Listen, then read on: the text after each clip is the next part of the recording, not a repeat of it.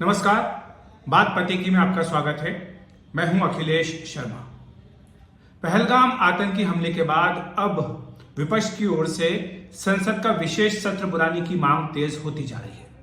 पहले ये मांग आरजेडी और दूसरी पार्टियों के सांसदों की ओर से उठाई गई, लेकिन अब कांग्रेस की ओर से भी इस मांग को उठा दिया गया है। राज्यसभा में विपक्ष के नेता मल्लिकार्जुन खड़गे और लोकसभा में विपक्ष के नेता राहुल गांधी ने प्रधानमंत्री नरेंद्र मोदी को पत्र लिखा है। इन दोनों पत्रों में पीएम मोदी से यह अनुरोध किया गया है कि जिस तरह से यह पहलगाम आतंकी हमला हुआ, उसके बाद पूरे देश को एकता और एकजुटता का संदेश देने के लिए, आतंकवाद से लड़ाई लड़ने में भारत की दृढ़ संकल्पता को प्रदर्शित करने के लिए एक विशेष संसद सत्र का आयोजन होना चाहिए। इसमें स्पष्ट तौर पर यह भी कहा गया है कि ये जो सत्र है, यह जितना जल्दी हो सके उतना जल्दी बुलाया जाना चाहिए। अब सवाल उठा है कि आखिर यह संसद सत्र बुलाने की मांग क्यों की जा रही है? क्या इसके पीछे राजनीति है या वाकई आतंकवाद के खिलाफ भारत की लड़ाई जो चल रही है उसमें एकजुटता देने का संदेश है या उसका प्रयास है? आप जानते हैं, जो हमने कल भी चर्चा की थी कि कांग्रेस के कुछ नेताओं की ओर से पहलगाम आतंकी हमले को लेकर जो बयान आए, उससे यह संदेश गया कि कांग्रेस पार्टी इस पर राजनीति कर रही है। और यही कारण है कि कल बीजेपी ने एक प्रेस कॉन्फ्रेंस बुलाकर तमाम उन कांग्रेस नेताओं को कटघरे में खड़ा किया और साथ ही कांग्रेस अध्यक्ष मल्लिकार्जुन खड़गे और राहुल गांधी से सवाल पूछा कि वो इन नेताओं पर लगाम क्यों नहीं लगा रही है। और उसके थोड़ी देर बाद ही कांग्रेस की ओर से आधिकारिक तौर पर कहा गया, निर्देश दिया गया अपने नेताओं को कि वो इस पर कोई भी ऐसा बयान ना दे जिससे संदेश जाए कि पार्टी इस पर राजनीति कर रही है। लेकिन उसके तुरंत बाद अब संसद का विशेष सत्र बुलाने की मांग की जा रही है। आपको बता दूं कि संसद का विशेष सत्र ये जो होता है, इसका संविधान में अलग से कोई प्रावधान नहीं है, लेकिन राष्ट्रपति को अधिकार है अनुच्छेद 84(1) के तहत कि वो जब भी चाहे संसद का सत्र बुला सकती हैं। आपको बताएं कि अगर इतिहास देखा जाए तो संसद का विशेष सत्र एक बार नहीं बल्कि कई बार हुआ है, लेकिन वो परिस्थितियां जिनके तहत यह विशेष सत्र बुलाने की मांग की जा रही है, वैसा केवल एक ही बार हुआ था। ये बात है 1962 की, जब भारत और चीन का युद्ध हुआ था।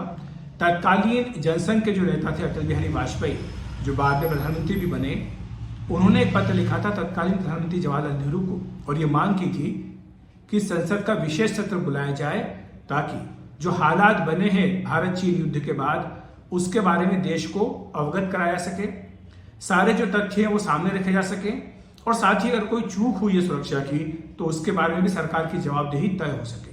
इन सारों मुद्दों को लेकर के विशेष सत्र बुलाने की मांग की गई थी। आपको यह भी बता दूं कि संसद में जो सत्र बुलाया जाता है, इसमें ऐसे मौकों पर जबकि देश को युद्ध लड़ रहा हो, देश में कोई आपातकालीन परिस्थिति हो या सुरक्षा को लेकर कोई ऐसे हालात बन गए हो जिसके बारे में सत्र तो बुलाना है लेकिन इसकी चर्चा सब दूर ना हो, इसका भी प्रावधान है। यानी सीक्रेट मीटिंग का भी प्रावधान है कि अगर चाहे संसद तो वो सीक्रेट सेशन भी बुला सकती है। सीक्रेट सेशन वो होता है जिसमें कि प्रेस उसको संसदीय कार्यवाही को देखने की अनुमति नहीं होती, सीधा प्रसारण संसदीय कार्यवाही का नहीं हो सकता। इसके साथ ही कोई भी अपरिचित संसद के दोनों सदनों में मौजूद नहीं रह सकता है, न लॉबी में रह सकता है, न ही संसद परिसर में कहीं रह सकता है। तो यह सीक्रेट मीटिंग होती है जिसका रिकॉर्ड भी सार्वजनिक नहीं किया जाता है कि जिसमें कि अंदर क्या क्या गतिविधियां हुई, किसने क्या कहा, किसने क्या नहीं कहा, इन सब बातों का रिकॉर्ड भी सार्वजनिक नहीं होता है। तो जिस बात का जिक्र मैं कर रहा था 1962 का, तब यह सुझाव भी आया था कि जो सत्र बुलाया जाए भारत चीन युद्ध को लेकर, इसको सीक्रेट रखा जाए, गुप्त सदन हो, ताकि देश की सुरक्षा से जुड़ी जो महत्वपूर्ण जानकारियां हैं वो सार्वजनिक ना हो, लेकिन विपक्ष को भरोसे में लिया सके और उनके माध्यम से वो देश को भरोसे में ले सकें कि जो हालात बने हैं उसको लेकर सरकार ने जो कदम उठाए वो सही है या नहीं, साथ ही सुरक्षा की कोई चूक तो नहीं हुई है, सरकार की जवाबदेही बनती है या नहीं बनती है। इन तमाम मुद्दों को लेकर चर्चा हो सकती है, लेकिन वो चर्चा सार्वजनिक ना हो। लेकिन ऐसा संसद के जानकार बताते हैं कि ये जो सुझाव था, ये जब पंडित नेहरू के सामने रखा गया तो उन्होंने इससे इनकार कर दिया। उन्होंने कहा कि नहीं, सत्र तो होगा लेकिन यह सार्वजनिक होगा, सीक्रेट सेशन नहीं होगा। तो जहां तक सुरक्षा हालात को लेकर या युद्ध जैसे हालात को लेकर सेशन बुलाने की बात है, जैसे मैंने आपको कहा कि ये केवल एक ही बार हुआ है, नवंबर 1962 में। लेकिन जहां तक विशेष सत्र बुलाने की बात है, ये तो कई बार हुए और आप जानते हैं कि युद्ध भी भारत ने कई झेले। 1948 में भारत ने युद्ध झेला, 62 में झेला, 71 में झेला, 65 में झेला और 1999 में करगिल में भी एक संक्षिप्त युद्ध हुआ था। तो इस तरह से 4 बड़े युद्ध तो पाकिस्तान के साथ हो चुके हैं, एक चीन के साथ हो चुका है। लेकिन एक मौके को छोड़कर, सिर्फ 62 का जो मौका था उसको छोड़कर कभी संसद का विशेष सत्र नहीं बुलाया गया इस तरह के हालात पर चर्चा करने के लिए। विशेष सत्र तो वैसे कई बार हुए। 1947 में हुआ, जब देश आजाद हुआ था तब विशेष सत्र बुलाया गया था। एक लंबी फहरिस्त है, मैं कुछ आपको बताना चाहता हूं कि जहां पर विशेष सत्र बुलाया गया था। इसके अलावा 1972 में हुआ था, 15 अगस्त को जब आजादी के 25 साल पूरे हुए थे। 77 में 2 दिनों का सेशन बुलाया गया था, ये एक औपचारिकता पूरी करने के लिए था। 1991 में भी इस तरह से बुलाया गया था। 52 में बुलाया गया था जब भारत छोड़ो आंदोलन के 50 वर्ष पूरे हुए थे। 1997 में आजादी के 50 साल पूरे होने के मौके पर भी एक विशेष सत्र बुलाया गया था। इसी तरह से 2012 में बुलाया गया था 60 वर्ष पूरे होने के भारतीय संसद की पहली बैठक के। 2015 में एक विशेष सत्र बुलाया गया था, 125वां जयंती थी डॉक्टर भीमराव अंबेडकर की, उसके लिए।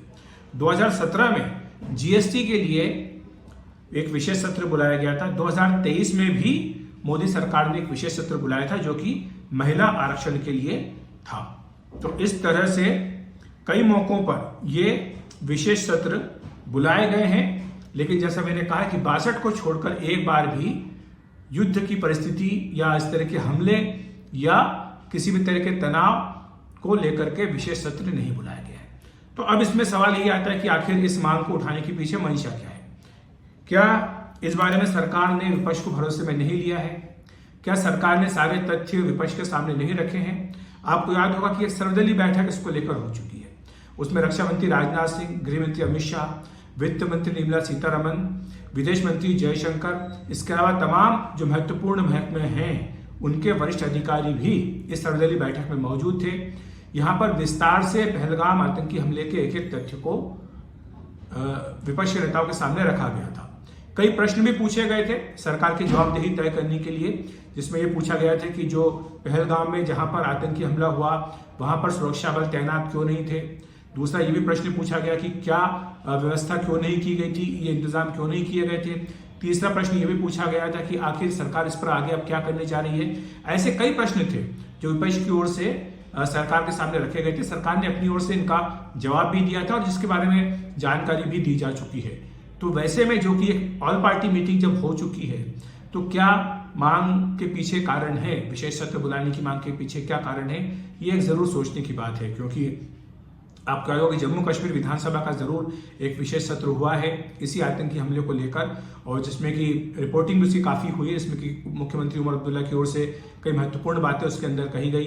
विपक्षी दल जो बीजेपी वहां पर है उसने भी अपना पूरा समर्थन यहाँ पर दिया। तो ऐसे में ये जो एकता है, एकजुटता है, इसका प्रदर्शन तो भारत ने सर्वदलीय बैठक के बाद भी देखा। जब राहुल गांधी हो चाहे मल्लिकार्जुन खड़गे हो, सबने सरकार को अपना दो टूक शब्दों में समर्थन देने का फैसला किया था, ऐलान किया था। तो ऐसे में ये विशेष सत्र बुलाने की मांग क्यों हो रही है, निश्चित तौर पर ये प्रश्न खड़ा करता है। लेकिन जैसा कि मैंने आपको इतिहास बताया, ऐसा होता नहीं है कि इस तरह के आतंकी हमलों पर कभी विशेष सत्र बुलाया गया। वो ना तो 26/11 के बाद हुआ, ना जो इस तरह के अन्य आतंकी हमले हुए, चाहे पुलवामा हो चाहे उड़ी हो, इस पर अधिकतम जो हुआ है वो सर्वदलीय बैठकें हुई हैं जहां पर कि विपक्ष के सांसदों को विश्वास में लिया गया सरकार की ओर से।